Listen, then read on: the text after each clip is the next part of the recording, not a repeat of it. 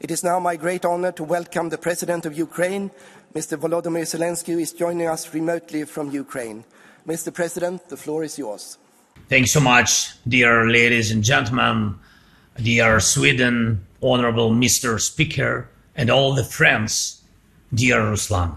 I'm glad that the Ukrainian Crimean Platform and its parliamentary track continues to work and keeps attention on a simple truth.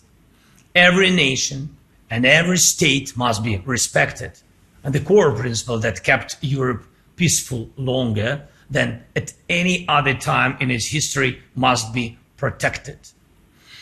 These principles are clear: respect for human life, no changing borders by force, and no spheres of influence, a polite term used to cover the desire to dominate other nations and wage wars of aggression. This is exactly what the Crimean Platform stands for: refusing to accept that launching wars of conquest is normal, and refusing to normalize cruelty toward people and nations. Thank you for taking this principled position and for clearly stating that the annexation of Crimea in 2014 was illegal. We all understand the global reality. In a world of hundreds of nations, there are thousands of potential wars, some frozen, of course, some hidden under old deals, some still smoldering. But in most cases, peace is upheld by international law, by conventions, agreements, and the UN Charter. If these principles do not work here in Europe, then where will they work? It is a rhetorical question, and behind it lies a global fear that war, not peace, could again become humanity's everyday reality, as in darker times. We cannot allow this. Right now, we are at a critical moment, and we are working closely with the United States, with European partners, with many others to define steps that can end Russia's war against us, against Ukraine, and bring real security. And there is a lot of noise in the media, a lot of political pressure, and even greater responsibility for the decisions ahead.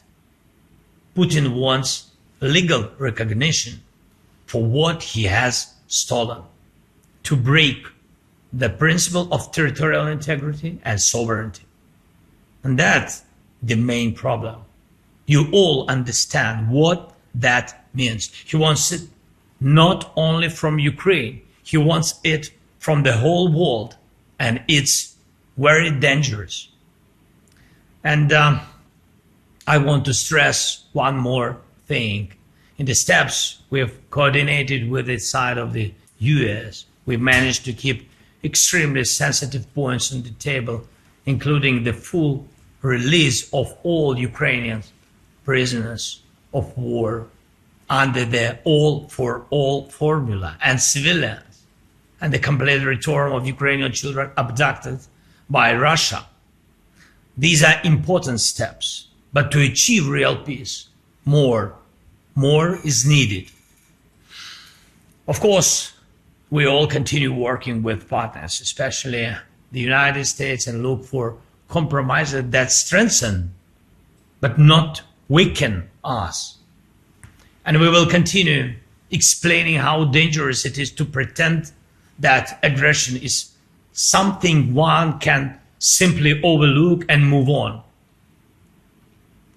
And I ask you, do not stay silent.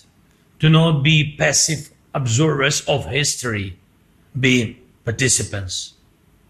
It is important to support Ukraine now, and I thank you for that support. It is important to support the negotiation process, and I'm grateful for every piece of advice and every bit of information we receive from European leaders.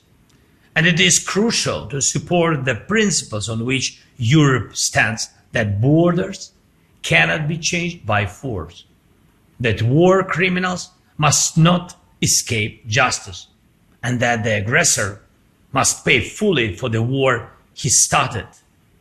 And this is why decisions on Russian assets are essential. Please support these decisions, and above all, keep pressure on Russia. Russia is still killing people every day. Occupied territories remain occupied. And that means Russia remains a criminal state. Today, almost 70 parliamentary delegations are present. And if parliaments in Europe, in the world, do not close their eyes to this, then no one will. Thank you for your support. Slava Ukraini!